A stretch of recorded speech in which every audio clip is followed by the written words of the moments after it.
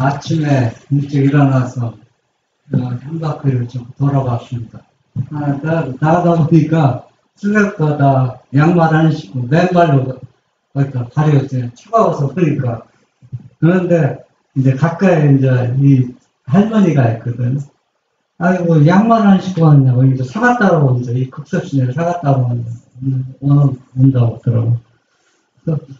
나오다 보니까 양말 안 신으니까 양말 10개짜리 다니는 걸 주더라고. 이거 신으라고. 집에 양말 있다. 그러니까, 우리 아들이 양말 공장한다고. 부담시간 항상 한 묶음 받아왔습니다. 이달 신으라고. 양말 안 신고 가다가. 양말 빠른데. 제가 이 얘기를 하냐면, 우리가 살아갔는데 생각지 않은 일들이 곳곳에서 나타나고 있습니다. 좋은 일도 있고 또 나쁜 일도 있고 그래서 우리가 어떤 일을 당할지 어떤 예측을 만날지 아무도 모릅니다. 여러분 오늘 설교 제목은 신성의 하나님의 아들과 인성의 하나님의 아들 얘기 들어보셨어요? 이렇게 네? 아마 이렇게 설교하는 분은 거의 없다고 봅니다. 그냥 하나님의 독생자 아들이라고 하면 강조. 제가 이 문제를 이렇게 결론을 내린 것은 아직도 우리가 예수님이 하나님의 독생자 아들이라고 믿고 있지만 올바로 우리가 알지 못하고 있다는 거예요. 그러면은 여러분들이 오늘 아주 매우 중요한 말씀을 지금 하고 있어요. 제 얘기가 있는데 성경의 내용을 통해서 하고 있는데 여러분들이 이 말씀을 얼마나 소화시키고 이해하는 관계에 따라서 여러분이 한계에 부딪히고 계속 믿음이 증진될 것이고 그렇지 않으면 한계에 부딪히고 말 것입니다. 그것은 바로 뭐냐? 이 하나님의 아들을 그냥 인성 쓰신 분을만 받아들이냐? 그렇지 않으면 인성 쓰신 분 안에서 신성의 아들을 우리가 알고 또 그것을 얼마나 알고 있는가 이게 매우 중요한 겁니다. 말장난이 절대 아니거든요. 저는 이 설교를 준비하면서 하고 나왔는데 많은 사람들부터 꿈에 막 거울방이 얼마나 심한지 어느 큰 집회에 갔는데 꿈에 어떤 분이 막 저에 대해서 막 욕하고 막 비판하고 막 내가 거기 앞에 앉았는데 그래서 죄송하지만 저희 발언권 조금만 줄 수 있냐고 주더라고요. 그래서 내가 이야기했습니다. 여기서 나도 당신이 믿는 그런 하나님을 믿고 싶다. 많은 사람들 지원하고 반대당하지 않고 그런데 내가 이야기하는 것이 틀렸다고 성경이나 예언의 통해서 나 좀 설득시켜 달라고. 나도 그 길을 가고 싶다고. 그분이 아주 유명한 분인데 그래서 부탁드린다고 하니까 그분이 그러더라. 결국은 나는 당신의 전한 말을 반박할 수 있는 건 성경이나 예대신은 없다고. 그래서 아무 말도 안 하시더라고. 그래서 그것은 하나의 꿈이지만은 우리가 믿고 따라가는 것은 확실한 진리입니다. 우리가 요지부동할 필요도 없고 흔들 필요도 없습니다. 그래서 우리가 이 진리를 올바로 이해하는 게 제가 믿음으로 나면 의와 셋째 천사의 기별을 이해하는 데 3년이라는 시간이 걸렸어요. 3년 동안. 아무리 그 중에는 유명한 분들 또 또 이 진리를 알고 있는 분들의 이야기 뭐 들어도 뭐가 뭔지 모르겠더라고. 다 성경 예인이시는데 그 조리 있게 설명해서 내 마음에 와닿게 이야기해 줘야 되는데 다 그 얘기들은 다 맞는데 내가 공감이 안 가는 거예요. 복잡하기만 하고 뭐지. 그래서 결론은 내가 이거 한번 내가 생각해 봐야 되겠다. 이 3년이라는 시간이 걸려서 하나의 결론 얻은 것은 바로 뭐냐. 이겁니다. 하나님의 아들, 그 보내신 분과 아버지의 아들을 올바로 이해하는 것. 요한복음 17장 3장에 뭐라 했어요? 여러분 다 알잖아요. 그 내용이 뭡니까? 영생은 번뇌하신 참 하나님과 그의 보내신 자 예수 그리스도를 아는 것입니다. 네. 여기에서 성경에서 아는 것은 무엇을 의미하느냐? 우리가 아는 것, 내가 이 장로님이나 집사님 잘 알고 있어요. 그렇게 아는 것을 얘기하는 게 아닙니다. 성경에서 안다는 얘기는 그분의 말씀에 순종하고 말씀대로 실천하면서 사는 사람이 바로 아버지와 아들을 아는 것이라 얘기했습니다. 그렇게 알면서 생활할 때 우리의 믿음이 자라고 우리의 품성이 계속 한계를 부딪혀서 걱정을 계속 앞으로 전진해서 자라나는 것입니다. 그러면은 신성의 하나님의 아들과 인성의 하나님은 올바로 알고 믿는 것과 그냥 올바로 알지 못하고 믿는 것과 어떤 차이점이 있는가 우리가 이 시간에 한번 서로가 살펴보는 시간을 갖도록 하겠습니다. 요한복음 5장 18절에 보면은 유대인들이 이를 인하여 더욱 예수를 죽이고자 하니 이는 안식일만 범할 뿐 아니라 하나님을 자기의 친아버지라 하여 자기를 하나님과 동등 삼으시니라. 유대인들이 예수님을 증거하고 십자가에 못 박을 수 결정적인 증거는 바로 이겁니다. 여러 가지 이유가 있지만 이게 가장 결정적인 증거입니다. 이것은 바로 뭐냐? 유대인들은 예수님을 절대로 신성의 하나님의 아들로 절대로 받아들이지 않는 겁니다. 그러면 여기 보면 알잖아요. 네가 그러면 하나님과 동등한 적이냐? 인성의 예수님은 하나님과 동등할 수가 없어요.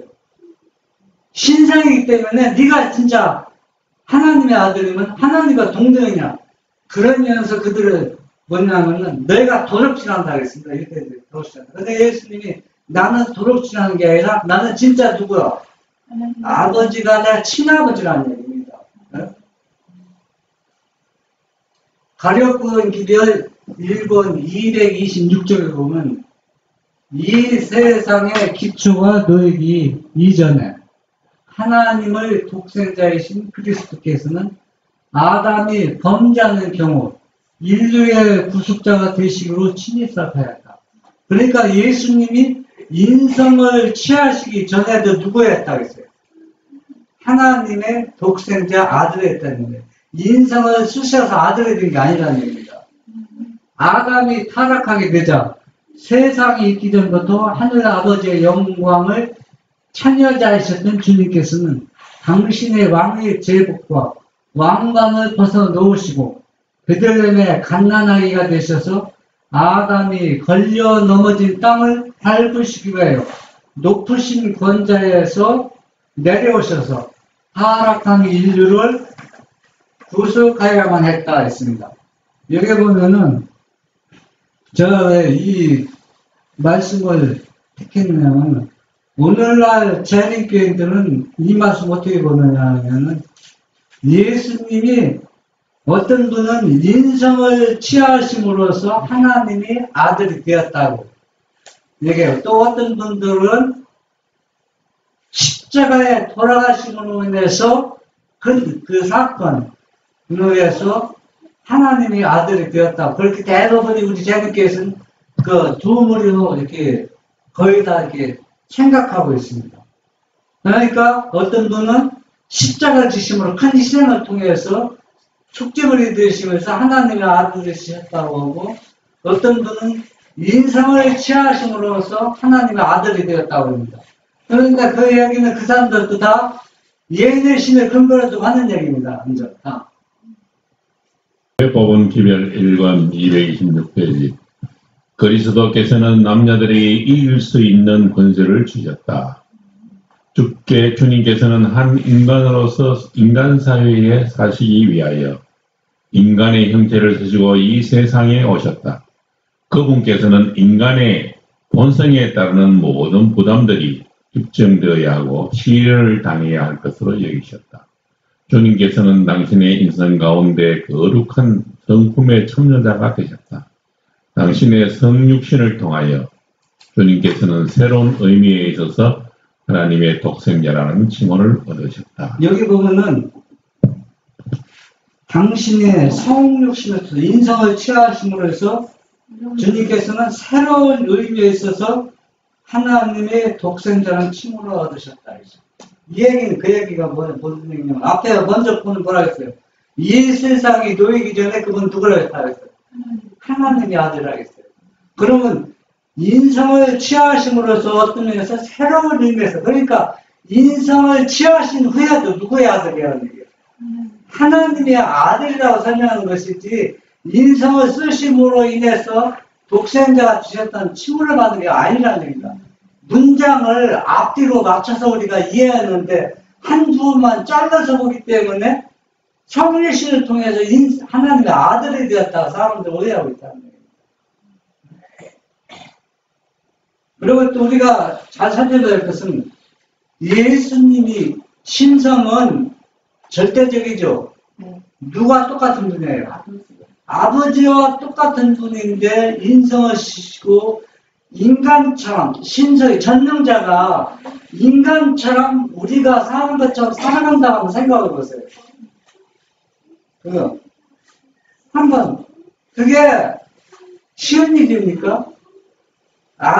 우리를 사랑하기 때문에 우리를 구원하기 위해서 인간을 지었다. 뭐 간단하지만은 그러나 그 속에서 누구를 찾아야 돼? 신성의 하나님 아들을 우리가 찾아야 되거든요. 그 인상 속에 누가 존재하고 계세요? 하나님이 계시는데 이 하나님이 사람처럼 살아간다고 생각해 보세요. 이게 바로 뭡니까? 하이픈이 경건의 비밀이라는 얘기입니다. 이걸 인간으로서 아무도 어떻게 설명할 수가 없어요. 어떻게 설명합니까? 설명이 안 되는 겁니다. 그래서 우리가 예수님은 아버지와 예수님 우리를 사랑하기 때문에 독생자를 바쳤고 또 독생자의 희생제를 했다. 간단하게 생각하면 우리가 얻는 게 아무것도 없어요. 거기에서 누구를 찾으려면 예수님이 인성을 쓰신 것은 누구를 나타내기 위해서 자기 본인의 아버지를 우리에게 보이기 위해서 인성을 쓰신 겁니다. 그래서 우리가 나를 본 자는 누구를 보았다 했어요? 아버지를 보았다 했어요. 그러면 나를 본 자는 인성 속에 감춘 누구를 보아야 되는 겁니까? 독생자 하나님을 보아야 된다는 얘기예요. 독생자 하나님이 아니고 독생자 예수님도 하나님이라는 얘기예요. 왜? 아니, 예수님 속에 하나님을 봐야지. 그러니까 나를 본 자는 아버지를 보았다 하기 때문에 인성 속에 감춰진 예수님 그분이 바로 하나님입니다. 독생자이지만 그렇기 때문에 그것을 찾지 못하면 예수님의 인성은 아무 가치가 무의미합니다. 아무 우리에게 어떤 것을 줄 수가 없어요. 그래서 우리는 이 성물신은 경전의 배물이지만은 무슨 거라 했냐면은 연구하면 연구할수록 우리에게 뭘 준다고 했어요? 하늘의 보화를 가득 우리에게 갖다 준다고 했습니다.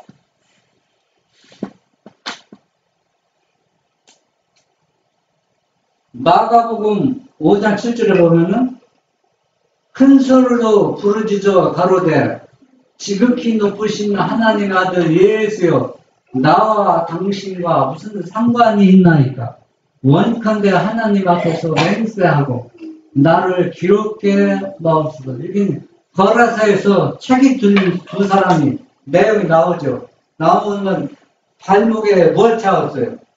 새고랑 차는데 새고랑이가 끊어버리고 다녔죠. 그러면 이 사람들 좋아할 사람 누가 있어요? 무서워서 다 도망가잖아요. 이 사람이 막 이 귀신 들린 사람이 예수님에게 달려올 때 제자들도 무서워서 막 다 도망갔잖아요. 그런데 이 사람들은 오대 사님은 무덤 사이에 해치, 그 사이에서 사는 사람들. 그러면 이거는 그 속에서 누가 지금 역사하고 있어요? 마귀가 역사하고 있어요. 지금 마귀가 뭐라고 합니까? 당신은 뭐라고 해요? 지극히 높으신 하나님의 아들인 줄 내가 안다. 왜냐하면 마귀는 어디서 하나님의 아들을 경배하고 섬겼습니까? 하늘에서 이미 하나님을 섬긴 사람이에요. 그렇기 때문에 인성을 쓰시고 이 땅에 왔지만은 누구로 네. 신성의 하나님의 아들은 마귀도 지금 알고 크게 일치는 겁니다. 그런데 유감스럽게도 이 땅의 인간들은 그분은 신성의 하나님의 아들을 안 받아들이고 있다는 얘기예요. 여기 그림이 나오는데 돼지 떼들, 이거는 돼지 떼도 귀신 들려서 이 사건과 다른 사건도 나오죠. 그 돼지 떼들이 2,000마리가 막 바다에 빠져 몰살시키는 장면이 나오죠. 이 귀신도 예수만 보면은 당신은 막 하나님의 아들이라고 막 소리치는 장면을 우리가 볼 수가 있습니다. 그래서 우리는 이 마귀도 이미 이분이 지극히 높으신 하나님의 아들임을 이미 알고 있습니다. 그러면은 예수님을 신성의 아들로 아는 것과 인성의 아들로만 받아들이는 차이점이 무엇인가? 여러분들 어떤 차이점이 있다고 생각합니까? 똑같이 하나님의 아들을 받아들이는데 여러분이 한번 생각해 보세요.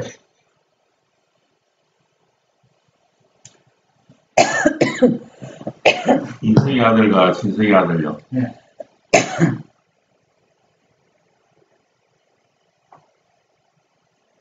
우리가 이것을 이걸 올바로 이해하지 못하면은 우리는 계속 절망과 실망과 책을 보고 기도하면은 내가 믿음 있는 것 같지만 올라가다가 쭉 떨어져 버립니다. 한계에 부딪히고 알아요.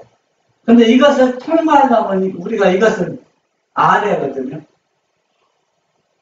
그러니까 예수님이 인성을 쓰셨을 때에 그때 하나님의 아들이라 그러면은 그전에는 없었다는 거예요? 그러니까 하나님의 신성의 하나님의 아들로 처음부터 있었다고 거기 요한복음 1장 18절 주석에 나왔잖아요. 그거를 믿으면은 하나님의 하늘에서부터 하나님의 아들이고 하늘에부터 예수님이 계셨다는 걸 증명하는데 이 인성으로 나왔을 때 그때만 아들이면 그전에는 뭐 예수님 존재는 없는 거 아니잖아요. 뭐 그것도 다 맞는 얘기지만 우리가 삶 속에서 80년대 진짜 일어났던 사건입니다. 저쪽 충청도에 일어난 사건인데 그때 어느 지구 목사님은 그 독거노인들 있잖아요. 내 사람에는 목욕을 시키고 막 그렇게 하시는 목사님 부부가 있었어요. 남성스럽게 부부가 있었는데 옛날이나 지금이나 그런 분들 많이 있잖아요. 혼자 사는 사람들. 그런데 이런 분들이 뭐 그분이 같아야 이렇게 사는 독거노인들 몇 가운데 있었는데 굶어 죽었어요. 굶어 죽었다는 얘기는 뭡니까? 어떤 사람이 굶어 죽었다고 그래요? 네, 먹을 것이 없어서 굶어 죽었어요. 그런데 방바다에서 3,500만 원의 적금만, 예금만 통장에 발견됐어요. 그때 작은 돈입니까? 네. 큰 돈이죠. 더군다나 독거노인은 더 큰 돈이죠. 그런데 내 안에 돈이 3,500만 원이나 있는데 굶어 죽었다는 거 여러분 어떻게 이해하시겠습니까? 뺏기다. 이해가 안 되죠. 그럼 그 할아버지인데 잘 살아가고 있는 겁니까? 잘못 살아가고 있는 겁니까? 잘못 살아가고 있죠. 돈이 없어서 굶어 죽고 있으면 불쌍하다 하지만 돈이 엄청난 돈을 쌓아놓고도 안 먹고 죽었다는 얘기는 분명히 완전히 어때요? 잘못 살아가고 있다는 얘기. 이거는 그분만인 얘기가 아니라 우리가 예수님 믿는데도 그 할아버지처럼 예수 믿고 죽어가고 있는 사람 얼마나 많다는 얘기예요. 내 자신이 될 수 있고 내 가족이 될 수 있고 여러 사람들이 그렇게 살아가고 있는 사람입니다. 그러면 그렇게 살아가고 있는 사람이 바로 뭐냐? 예수님은 인성의 하나님의 아들만 받아들이고 살아가는 사람들의 모습이라는 얘기입니다. 그러면은 인성의 하나님의 아들로 받아들이고 사는 사람이 그렇게 사느냐? 여러분 유대 땅에 인상 쓸 때 예수님 모든 사람 다 실망했잖아요. 얼마나 유대인들은 말할 것도 없고 제자들까지도 하나님의 아들은 분명한데 사는 모습은 우리와 똑같거든요. 무능하고 힘도 자기보다도 약하고 모든 것이 자기보다 나은 거 없어요. 그런 분을 하나님의 아들로 받아들이고 살아가자니 안 믿자니 안 믿을 수 없고 그리고 자기 자신이 하나님의 아들이라고 하니까 예수님이 능력이 많으지 왜 우리하고 똑같아요? 그러니까 예수님이 인성을 쓰신 그 모습을 보면은 아무리 이적을 해놔도 이적이 의미가 없다는 얘기입니다. 의미가. 그런데 신성으로 예수님의 아들을 받아들이면 우리는 어때요? 신성은 절대적이잖아. 절대적이잖아. 어? 못하는 거 없잖아. 인성을 쓰신 예수님은 누구한테 구해서 아버지한테 구해서 얻어서 이적을 행하지만은 그건 이적을 행할 때 순간 보면 다 잊어버린다는 얘기입니다. 순간에는. 그러나 신성의 하나님의 아들로 받아들이면은 이거는 나에게 절대적인 하나님이요. 하나님인데 나처럼 사람 모습으로 살아가는 모습을 보면 내가 교만해지려고 해도 이분을 보면 어때요? 아유 하나님인데 나처럼 인간처럼 살아가는데 교만한 마음 들 수가 없어요. 그거 내가 어려움 당할 때 내 옆에 누가 있어요? 절대 전능하신 누구예요? 하나님의 아들인데 내가 실망할 필요 없어요. 그분은 모든 것이 다 해결사입니다. 그분을 믿고 따라가면 부족할 게 없어요. 내 모든 것을 다 채워줄 수 있는 능력이 하나님이 내 옆에 있는데 차이가 엄청납니다.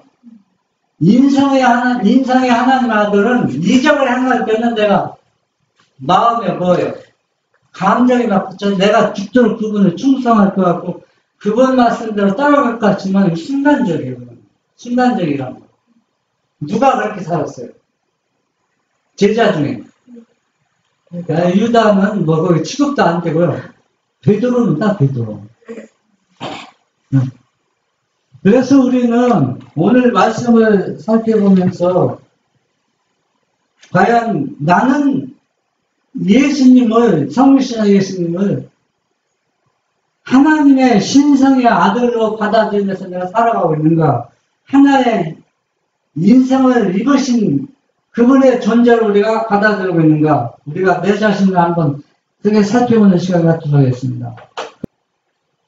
우리는 오직 진리가 나를 자유케 하고 진리가 내 영적 모든 삶을 개입시키고 자라나게 하는 것이지 어떤 아름다운 모임이나 추억이 나를 개입시키고 믿음이 자라나게 하는 것은 아니라는 겁니다. 그러면은 이러한 추억이나 이런 일들이 모순되고 잘못됐다고 하는 게 아니라는 겁니다. 잘못하면은 그런 거 아무 의미 같은 거 하지 말아야 되겠다. 그런 의미로 하는 것이 아니라 제가 하는 얘기는 어떤 방법이 우리의 믿음을 강화시키는 건 아니라는 얘기입니다. 우리는 성경에 어떤 사람이 기록했어요? 감동을 받은 사람이 기록했어요. 그러니까 우리는 하나님께로부터 감동을 받아서 말씀을 살펴보고 연구하고 이렇게 하는 것은 과거에 가졌던 그런 추억보다 더 좋은 추억이 될 수 있다는 얘기입니다. 마태복음 26장 35절 베드로가 가로되 내가 주와 함께 죽을지언정 주를 부인하지 않겠나이다 하고 모든 제자도 이와 같이 말하나니라. 베드로가 뭐라겠어요? 내가 주와 함께 죽을 지는 여러분, 우리가 지금 이 심정 믿음이죠, 솔직하게. 그렇잖아요. 예수 믿는 사람이 저는 마음 한마디는 누가 있어요. 다 그렇잖아요. 믿음이 있건 없건 간에 지금 마음은 내가 죽을지언정 예수님과 같이 죽고 싶은 마음이라는 얘기입니다. 그런데 그게 마음대로 되느냐? 안 된다는 얘기입니다. 그런 시간이 지금.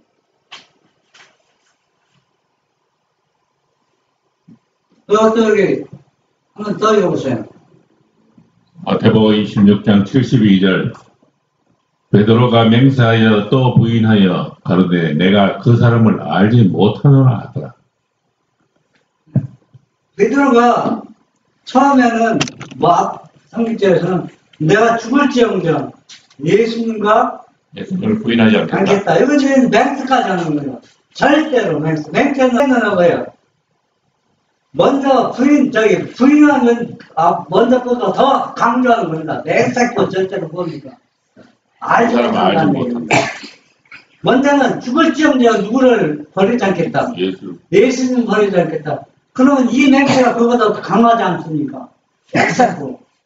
네? 맹세하고 부인하고 죽을지언정 따른다고 하고. 화장실 갈 때 하고 갔다 와서 이게 또 누구의 모습입니까? 우리의 모습. 나의 모습이 될 수 있다는 얘기입니다. 그러면 시대의 소망은 자세히 이제 설명이 있거든. 여기 보면 시대의 소망 815쪽에 보면 지금까지 베드로는 오늘날 많은 사람이 그리스도를 알고 있는 것처럼 누구를 따라? 육체를 따라는 인성을 취하신 예수님을 보는 겁니다. 육체를 따라 그분을 알고 있었으나 인성으로서 하나님의 아들을 알고 있다는 얘기예요. 베드로가 계속 알고 있었으나 이제는 더 이상 그런 제한을 받지 않았다. 이제 베드로는 예수님을 인성을 입으신 그분과 교제할 때 알고 있더니 그런 분으로 알지 않았다. 베드로의 마음을 어떻게 바꿨어요? 이제는 예수님을 보는 시각이 달라졌죠. 완전히. 네? 베드로는 그의 주님을 한 인간으로서 또는 하늘이 보낸 한 교사로서 그분을 사랑해 왔으나 이제는 그분은 누구로서? 하나님으로서. 하나님 독생자 아들은 절대적인 하나님과 같은 분입니다. 절대적입니다. 이제 그런 분으로 알게 되었다는 얘기입니다. 그러면 차이점은 왜 그렇게 엄청나게 다르냐? 인성을 쓰신 분은 나와 똑같은 사람이기 때문에 조금 전에 설명했지만 이적을 행했던 내 마음에 감정이 폭발했죠. 이분만 믿으면 내가 살겠다. 이분만 믿으면. 그러나 그건 오래가지 못해요. 오래가지 못합니다. 그러나 신성의 하나님의 아들 하나님을 알고 믿으면은 저렇게 높으신 하나님이 저런 분이 절대적인 하나님이 어떻게 나한테 똑같은 인간을 이 땅에 오셨을까? 그래서 사랑과 또 겸손과 또 그런 이분은 나와 똑같은 인간이지만 어떤 분이야? 하나님이다. 올바로 경배하고 바로 하면은 마음이 어때요? 희망적이라는 얘기입니다. 누구도 두렵고 무서울 게 없어요. 이런 분이 나와 같이 있는데 뭐가 두렵고 무섭습니까? 순교자들이 벌써 예수님을 신성의 하나님을 알았기 순교가 두렵지 않은 거야. 기쁨으로 죽을 수 있었다는 얘기입니다. 반면에 인성의 하나님의 아들로 받아들이면 베드로처럼 절망적이거든요. 그러니까 맹세하면서 모른다고 부인할 수밖에 없다는 얘기입니다. 여러분, 이게 아무 말장난이 이렇게 아니라는 얘기입니다. 엄청난 차이를 가지고 있다는 얘기입니다.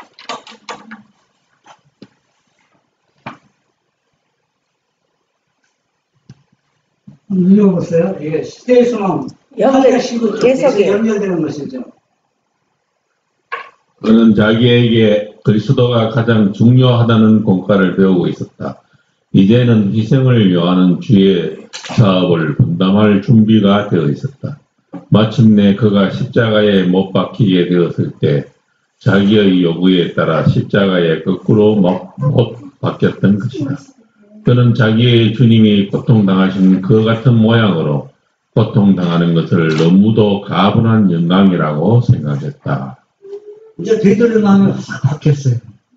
어떻게 바뀌었냐면, 저분은 하나님의 신성의 하나님의 아들인데, 저런 분이 십자가에 못 박히고 내가 당하는 시험을 당했는데, 나 같은, 나 같은 사람이 예수님 당하는 시험이나 십자가 저렇게 지는 것은 너무나 가분하다는 얘기입니다. 그래서 나를 거꾸로 좀 만들어 죽게 해달라고. 이 베드로는 예수님 올바로 이제 알게 된 겁니다.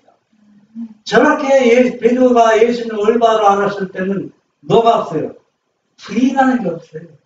절대적으로 끝까지 누구한테 충성합니다. 예수님이 충성하고 따라갈 수는 없다는 얘기입니다. 이것이 바로 찰절입니다. 인성의 하나님의 아들과 신성의 하나님의 아들을 아는 그 차이점.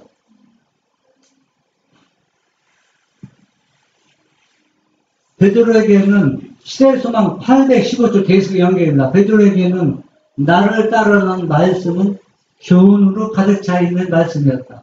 그의 죽음뿐 아니라 그의 생에 내 걸음을 위해서 이 교훈이 주어졌다.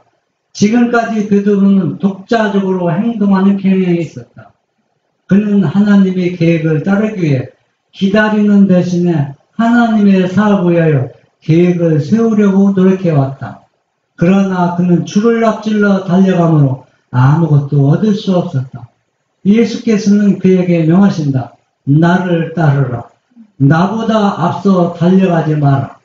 그렇게 한다면 너는 사단의 군대를 혼자서 만나지 않을 것이다. 나로 너보다 먼저 앞서가게 하라. 그리야 하면 너는 원수에게 정복당하지 않을 것이다. 베드로가 예수님을 올바로 알게 되기 전에는 어땠어요? 항상 누구보다 앞서갔어요. 예수님보다 앞서갔죠. 그 결과 어떻습니까? 네. 누가 만났어요? 사단을 만났어요. 사단의 군대를 만났는데 당할 죄가 있습니까? 전 이 얘기한 것지만, 여러분, 제가 옛날에는 제가 책을 보기를 너무 좋아해서, 책이란 책은 남은 책이 거의 없을 정도로, 도서관에 가면 제가 이사가면 그 지역의 도서관을 제일 먼저 찾아갑니다. 도서관마다 아주 희귀한 책이 한두 권씩 보관되어 있어요. 도서관마다.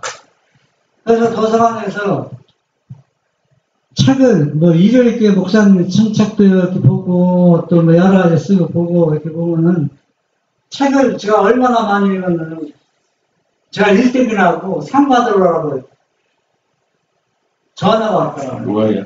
누가요? 책 제일 많이 봤다고. 누가요? 도서관에서. 도서관에서. 네. 강원도에 있을 때. 그래서 안 갔습니다.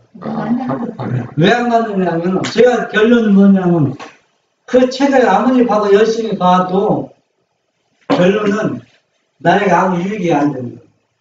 아무 유익이 없어요. 그 책 속에는 유명한 인물 속에 뭐하냐면, 함정이 다 빠져있어요. 목사님 설교도 그렇고, 진리를 알지 못하는 목사나 책은 전부 다 뭐가 있냐면 범실론이 아주 얼마나 교묘하게 범실론 심하는지 제가 그렇게 수없이 책을 보고 그거 하나 알게 됐어요. 그 범실론은 그냥 평범하면 못 찾아냅니다.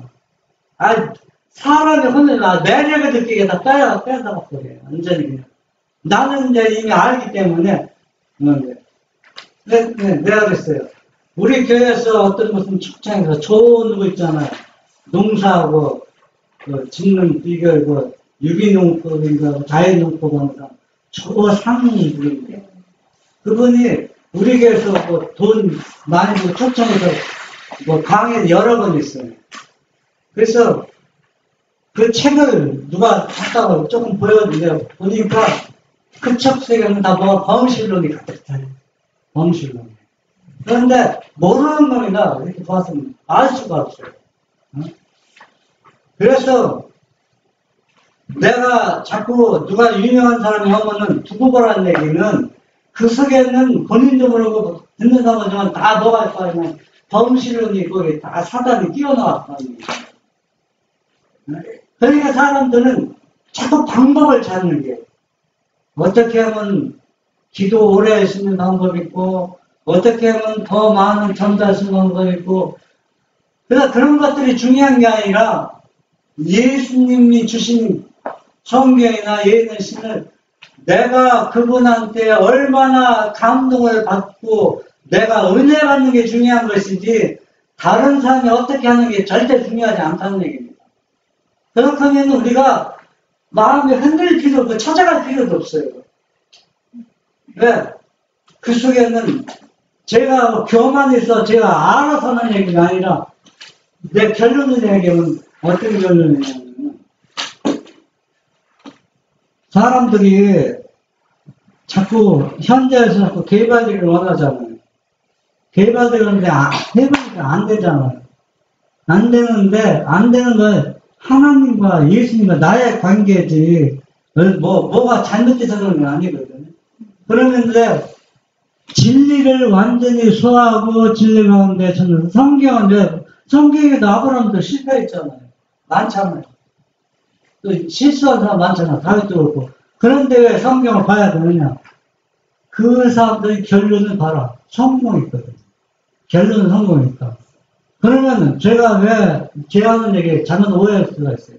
유명한 목사님 설교 잘해도 그분의 결과는 내가 알지 못해요. 어떤 잘못을 했는지 어떤 실패는 나는 모릅니다. 근데 누구는 알아요. 하나님은 안다. 그러면 만약에 그 유명한 목사님이 실수했다면 실수하고 그렇게 살아갔는데 그분의 테이프를 계속 본다면 사단이 거기다 뭘 씹으면요. 범실을 씹어요. 거기서 확 빠지게 만들어버려요. 확 빠지게. 저에게 은혜 많다. 그 본인은 몰라요. 본인은 모른다. 나는 그걸 봤어요. 어떤 분이 이정기 목사님 설교가 은혜 받았다가 쭉 하면서 그 텔크 봤더니 아무것도 안 해요. 진리가 없어요.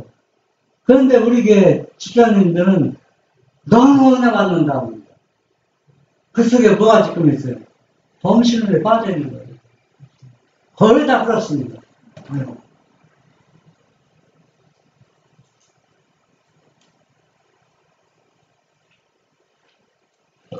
우리는 항상 예수님보다 앞서가는 사람이 되어서는 안 돼요. 내가 얘기하려고 했던 얘기 있는데, 우리나라 역사에 보면 아주 유명한 박문서 아시나요? 어사? 장로님 아세요? 기억하죠? 저 하도 책을 많이 봐서 거의 다 그런 것들이 하나 도움은 안 되지만 박문서 어사 참 유명하죠. 근데 그분이 종이 따라다니는 종이 있어요. 종이 있는데 이 종은 힘이 세고 싸움도 잘하겠죠. 어사를 뽑으려고. 그런데 이제 이 박문서 어사가 나는 어사니다 하면은 사람들 전체 기겠죠. 삽도들이. 그런데 어선 티를 감추고 아주 가난한 무슨 천지처럼 여러분 짓궂은 농촌이나 사람 만나면 나랑 패션을 정하자고 대들거든요.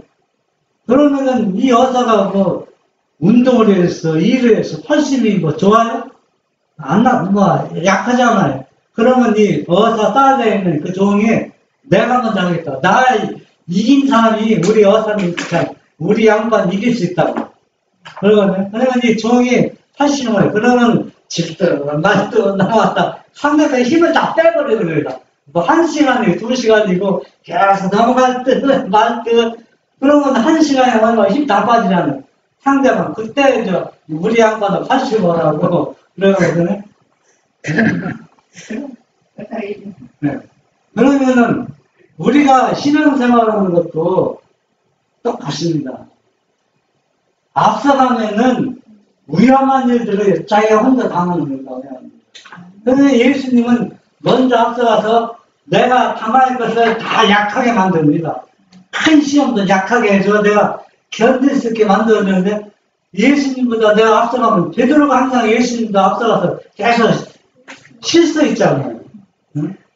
그러면 우리는 좀 기다려서 예수님이 나보다 좀 먼저 가십시오. 내가 예수님 뒤따라가겠습니다. 그러면 예수님은 다 털을 닦아놓고 우리가 안전하게 갈 수 있도록 해줍니다. 선한 목자가 양들을 기를 때 어떻게 됩니까? 물살이 세면은 뭘 막아서 물살을 어떻게 해요? 양들이 두렵지 않게 다 만든 다음에 양에게 먹이를 먹이잖아요. 물을 먹이잖아요. 이 목자는 뭘 사랑하는? 양을 사랑하는 사람입니다. 예수님도 우리의 선한 목자라고 있습니다. 그러니까 항상 예수님을 내 앞에 보내고 내가 예수님만 따라가면 우리는 어때요? 안전하게 우리는 계속 그분을 따라갈 수가 있다는 얘기입니다. 바이조석 마가복음 16장 6절 말씀. 그 천사의 음성이 당신의 아버지께서 부르십니다 라고 말하는 것이 들렸을 때 나는 생명을 다시 얻기 위하여 생명을 버리노라. 이 성전을 헐라 사흘 만에 다시 일으키리라고 말씀하셨던 그분이 무덤에서 나오시되 자기 자신 속에 있는 생명으로 살아나오셨다. 그러나 그리스도는 이제 빌려받은 요셉의 무덤을 향하여 나는 부활이요 생명이라고 선포하셨다. 그분의 신성 안에 죽음의 사슬을 깨뜨릴 능력을 갖고 계셨다. 그는 자기가 원하는 사람을 살릴 수 있는 생명을 자기 속에 갖고 계신다고 선언하신다. 예수님이 이게 하늘 성전을 하려 그러면 다시 며칠 만에 복구하리라. 그러면 이건 뭘 얘기하는 겁니까? 예수님 자기 자신 죽음을 얘기하는 거예요. 이 죽음을 자기 자신이었대요. 완전히 정복하고 나는 부활이요 생명이라는 게 누구만이 할 수 있는 얘기라고 했어요. 인성으로서는 할 수 있는 얘기입니까? 그게 나왔잖아요. 신성간에 죽음의 사슬을 깨뜨려. 신성을 가진 자만이 나는 부활이요 생명이라고 선포하셨습니다. 예수님이 무덤에서 나올 때 뭐로 나온 겁니까? 신성의 아들로 부활한 겁니다.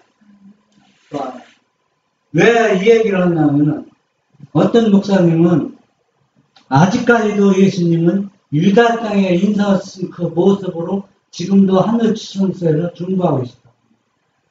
그럼 이분만 이야기가 아니라 유명한 분들은 다 그렇게 믿고 있어요. 또 평신들도 다 그렇게 생각하고 있어요. 근데 그렇게 생각하면 어린이들 하는 거는 많이 24도 안 해도 많이 갔잖아. 그분들하고 같은 거예요. 왜 그러냐면 예수님은 인성으로 영원히 인성을 갖고 있다고. 인성을 옷을 입고 있다고. 그러면은 예수님이 우리가 경건의 비밀을 사람들 이해 못하는 겁니다. 예수님이 지금까지 영원히 인성을 소유하고 있지만은 인성 안에 뭐가 있다고 했어요? 신성이 소유하고 있다는 거예요. 그 신성은 예수님이 인성을 쓰시려 때 뭘 받겠다고 했어요? 자기의 왕국과 영화를 모든 것을 누구한테 맡기고 아버지한테 맡겠다고 했어요. 그러면 아버지한테 모든 영광과 그 왕권을 맡긴 것은 맡겠다는 얘기나 돈을 찾겠다는 얘기입니까? 버리겠다는 얘기입니까? 잠시 떼기면 그것을 다시 자기 것으로 찾겠다는 얘기잖아요. 그러면 예수님은 아직도 그러면 그것을 안 찾고 있다는 얘기입니까? 그 인성으로 계속 계시는 거가 우리는 하나님을 볼 수 없거든요. 예수님이 모세가 수건으로 얼굴을 가린 것처럼 예수님이 인성으로 계속 계시는 거는 우리가 예수님을 통해서 하나님 앞에 나갈 수 있게 하기 위해서 예수님이 인성으로 우리가 구원을 받아서 하나님 앞에 이게 완전하게 설 수 있게 하기 위해서 우리 앞에 하나님을 보여주기 위해서 인성으로 계속 계시는데 그러나 그 인성으로 계신 예수님이 우리 같은 인성만 아니고 신성의 아들인 그 예수님이라는 거예요. 그러면 그 이야기도 맞지만 거리가 먼 얘기거든요. 성경에서는 왜 예수님 영원 인성을 취하시겠느냐? 하나님이 인간을 구원하기 위해서 구속의 과학에 의해서 증거로 인성을 입으실 때 있는 것이지, 증거로. 왜 증거가, 이거는 영원히 연구한다, 이렇게 계속 고속을 구하게 했습니다. 경건의 비밀은, 그래서 그것이 영원한 복음이라는 얘기입니다. 다른 게 영원한 복음이 아니에요. 영원한 복음은 계속 영원히 존속해 있는 거거든요, 그게. 그렇기 때문에, 그 당시는 우리가 모세는 하나님 모습을 보지만, 그때는 우리도 재능은 불면을 보고 있는데, 직접 우리는 하나님 봤다. 우리 안 죽어요. 왜? 우리도 무슨 놈이 됐어요? 불면의 몸이 되었기 때문에 아무 상관없어요. 우리가 불면의 몸이 되기 전에는 우리의 인간의 모습으로 하나님 몸을 죽어갈 수 없지. 그 영광에. 그런데 이제 재림 후에는 우리도 뭐 어떤 몸이에요? 불면의 몸이라는 거예요. 하나의 신이 됐다는 게 신. 그렇다가 예수님과 똑같은 신이라는 얘기는 아니고 하나의 신이기 때문에 하나님을 봐도 나는 부활이요 생명이니 이 말씀은 신성을 가지신 분만 사용할 수 있는 말씀입니다. 모든 피조물은 하나님의 뜻과 능력으로 살고 있다. 그들은 하나님의 아들의 생명을 받는 자들이요 그 생명을 의지하는 자들이다. 예수님이 부활하고서는 이제는 인성을 쓰셨지만 인성에 제한을 받는 것이 아니라 신성의 아들로서 지금 살아가는 겁니다. 신성의 아들로서. 신성에 가진 자만이 생명의 시혜자이기 때문에 나는 부활이요. 또 자기의 생명을 나눠줄 수가 있습니다. 인성에 소유지 않고 할 수가 없어요. 사람이 아무리 유능하고 재간이 있고 그들의 능력이 아무리 크다 할지라도 그들은 모든 생명의 근원이신 분으로부터 생명을 재충전받고 있다. 영원한 생명을 가지신 그분만이 빛 가운데 계시고 생명 가운데 계시기 때문에 나는 생명을 버릴 권세도 있고 다시 얻을 권세도 있으니 라고 말씀하실 수가 있다. 아까 제가 꿈얘기 있죠. 꿈얘기 이제 그 후반부에는 왜 사람들이 성령 하나님이 있다고 믿느냐. 결정적인 증거는 사실은 증거도 없는데 증거를 만들어서 믿고 있는 거거든. 예수님은 유대 땅에 인성을 쓰고 하셨을 때 완전한 인간이었잖아요. 그래서 제한을 받았잖아요. 그 다 사람들은 하게 됐잖아요. 지금도 인성을 쓰고 중보하고 그런 분이 있는데 어떻게 우리를 도울 수 있냐는 얘기입니다. 어떻게 우리를. 그러니까 제3위수에 하나님이 필요하다는 얘기입니다. 그래서 성령 하나님 등장시킨 겁니다. 그래서 그렇기 때문에. 그런데 아까 좀 전에 예수님 뭐로? 신성의 하나님 아들 희복 있잖아요. 인성을 소유하고 계시지만 이제 신성의 아들 하나님이라는 거죠. 네? 그렇기 때문에 하나님과 아버지와 똑같은 분이기 때문에 우리를 지성소에서 중보하면서 우리를 얼마든지 도울 수가 있는 겁니다. 왜 당신은 이렇게 성경이 있는데도 왜 안 믿느냐고. 네? 이렇게 증거가 있다. 이것이 잘못됐다고 나에게 좀 보여달라. 그러니까 없다는 거야. 그러니까 내가 설교한 거 반박할 수 있는 건 없다는 얘기입니다. 그래서 오직 답답하면은 제가 꿈을 믿지 않지만 오직 답답하면 꿈도 그렇게 나오니까 하도 답답하니까. 그래서 여러분이 가지고 있는 건 이 진리가 확실합니다. 확실하기 때문에 어떤 일이 있어도 요동할 필요가 없는 거죠. 없고 베드로가 3번 부인하고서 예수님을 올바른 것처럼 우리 시야도 베드로처럼 영적의 안목이 트이고 눈이 떠야 됩니다. 그래야 그 예수님을 우리가 찾고 그 예수님을 따라갈 수 있다는 얘기입니다. 베드로가 완전히 싹 바꿔졌잖아요. 완전히 변화됐잖아요. 이런 사람이 뭐라고 합니까? 거듭났다고 얘기했습니다. 이런 사람만이 네?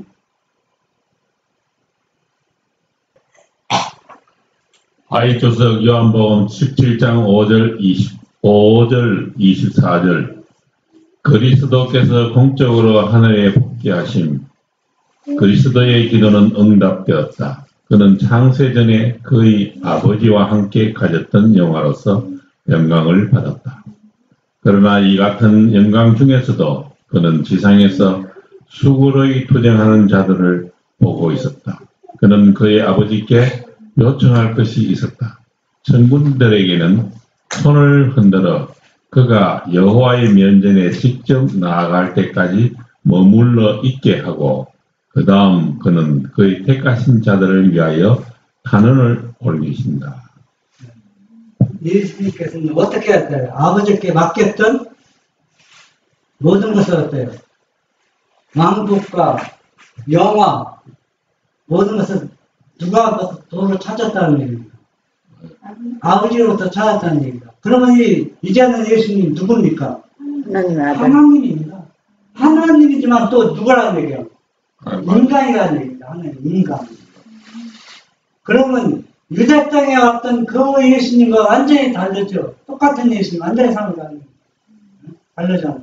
만약에 이렇게 유대 땅에 나왔다면 유대인들이 그분을 거절할 수 있어요? 십자가에 못 박으라고 소리칠 어림도 없지요. 어림도 없어요. 예수님이 그렇게 그들에게 나타났다면 어떻게 저 십자가에 못 박으라고 소리칠 수가 있어요. 감히. 또 가르쳐다 어떻게 그분을 배반할 수가 있어요. 어림도 없는 얘기라. 이런 증거들이 성경에 내시는 다 얘기 나왔는데도 이 진리를 사람들은 안 받아들이는 겁니다. 안 받아들이는 것은 왜 그러냐면 국구세자 얘기잖아요. 범실론이 다 사단이 심어놨어요. 국구세자. 성경 말씀에 어디나. 거기에는 예수님이 앞서가서 제거하지 않으면 우리도 거기에 팍 빠지면 헤어나오지 못해요. 못 헤어나옵니다. 무슨 죄로 헤어나옵니까? 요셉이 세 번째 높은 사람이 있는데 아버지와 아들 예수님 그 다음에 요셉에 있는데 누가 그 사람을 당할 자가 누가 있어요? 그러니까 예수님이 뭐라 했어요? 그들에게 너 앞서가지 말라고 했습니다. 앞서가지 말고 항상 내가 앞서가게 해달라고 했습니다. 그래야만 내가 보니까 길을 안전하게 닦는다는 겁니다. 그런데 유감스럽게도 오늘날 우리 자신뿐이나 많은 사람들이 다 예수님도 앞서가서 모든 문제를 방법이나 모든 것을 초점을 맞춘다는 얘기입니다. 그러니까 다 한계에 부딪히고 만다는 얘기입니다. 아버지여 내게 주신 자도 나 있는 곳에 나와 함께 있게 하옵소서 라고 말씀하셨다. 그러자 아버지께서 모든 천사들이여 그에게 경배할지어다 하고 선포하신다. 성문들이 예수님 앞에 엎드려 기쁨의 노래, 승리의 노래를 소리 높여 부른다. 영광이 하늘왕을 두르고 하늘의 모든 지적 존재자들이 그것을 본다. 이 장면은 예수님께서 구속사업을 마무리 짓고 하늘에서 아버지로부터 모든 것을 하되 왕권과 모든 영광을 다 찾을 때 모든 천사들이 그 앞에 엎드려서 경배하는 겁니다. 그 경배하는 것들이 예수님, 유대 땅에 오신 예수님으로 경배할까요? 절대 아니죠. 누구로 경배하는 겁니까? 아버지 하나님과 똑같은 분을 경배합니다. 그렇지만은 무엇은 여전히 그분은 인간이셨다는 거예요. 네. 우리가 성경과 예수를 올바로 이해하고 믿고 할 때 우리의 믿음이 계속 자라고 우리의 감성이 계속 예수님을 더 닮아갈 것입니다. 그렇지 않으면은 한계에 계속 부딪히고 말아요. 예수께서 성육신 하실 때 장원에서 떠나셨던 존귀와 영광의 자리에 하나님의 아들이 공적으로 복귀하실 때 있었던 그 광경은 말로 묘사할 수 없다. 어떻게 복귀하셨죠? 이제는 누구로 복귀하시는 겁니까? 하나님의 아들이. 신성의 하나님 아들, 절대자로 복귀하시는 거예요. 하나님과 동등한 입장으로서. 오늘날 그리스도는 영광 중에 계시지만 그는 그들의 형제요 하늘 궁정에 계신 우리의 중보자 인간이시다는 우리의 중보자 인간이시다. 그런데 이런 분이 왜 성령하는 왜 필요해서 그분을 보내는 겁니까? 이렇게 모든 걸 복귀했으면 하나님은 전능자인데 안 그렇습니까? 유대 땅에서 자기가 타닥거는 걸 누가 제3자에게 맡길 턱이 없죠. 왜 맡깁니까? 예수님이 이 제자들과 예수님을 따라서 얼마나 사랑했는데 본인이 직접 와서 하지 제3자에게 맡길 턱이 없다는 얘기예요. 그러나 거기에 빠지면은 아무도 헤어나가지 못한다는 거예요. 정말 무섭죠. 이제 선택은 여러분의 자유입니다. 나는 베드로가 부인하게 된 그 예수님을 계셔버리는데 이제는 어설프기가 쫓겨나요. 베드로가 크게 맹세까지 하면서 예수님을 모르겠다고 저주까지 하면서 다시 예수님을 찾았는데 그 찾은 그 신성의 하나님으로 믿을 것인가? 선택은 여러분의 것입니다.